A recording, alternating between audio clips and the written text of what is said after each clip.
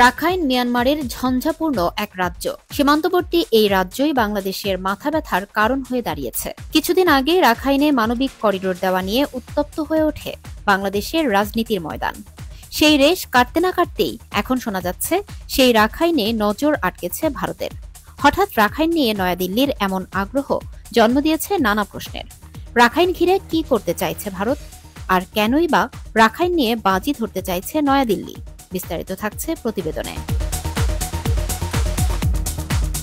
Asia যখন সবাই ভারতের হাত ছেড়েছে, তখনও নয়াদিল্লির পাশে ছিল ঢাকা। নয়াদিল্লির যে কোনো আর্জি আবদার মেনে নিয়েছে। কিন্তু গেল বছরের 5 আগস্ট বদলে যায় সব সমীকরণ। ছাত্র জনতার গণ অভ্যুত্থানে বাংলাদেশে পতন ঘটে ক্ষমতাসীন আওয়ামী লীগ সরকারের।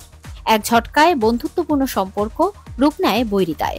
বিভিন্ন ইস্যুতে দুই দেশের মধ্যে দূরত্ব বাড়তে থাকে। তবে নতুন সংকট দেখা দেয় ভারতের তথাকথিত চিকেন স্নেক নিয়ে।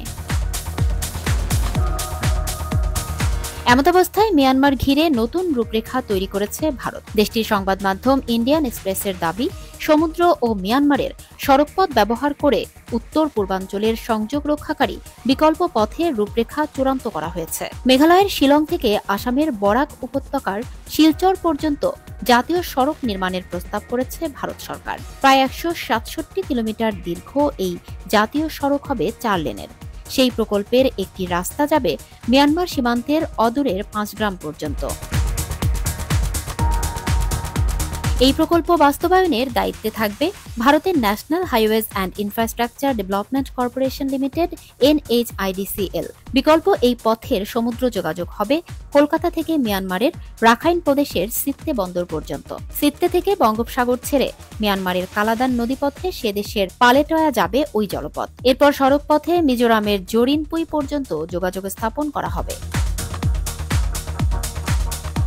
নতুন শিলং শিলচর জাতীয় সড়ক এই যোগাযোগ ব্যবস্থাকে সম্প্রসারিত করবে। পরবর্তী পর্যায়ে জরিনপুই থেকে লুংলেই হয়ে আইজল পর্যন্ত সংযুক্ত হবে। বাংলাদেশের অন্তর্বর্তী সরকারের প্রধান উপদেষ্টা ড. মোহাম্মদ ইউনূস গেল মার্চে চীন সফরে গিয়েছিলেন। ওই সময় তিনি বলেছিলেন, উত্তর পূর্ব ভারত স্থলবেষ্টিত এবং ঢাকা এই অঞ্চলের জন্য সমুদ্রের একমাত্র অভিভাবক। এরপরই যুদ্ধকালীন তৎপরতায় নতুন প্রকল্পের রূপরেখা তৈরি হয়েছে বলে প্রকাশিত প্রতিবেদনে দাবি করা হয়েছে।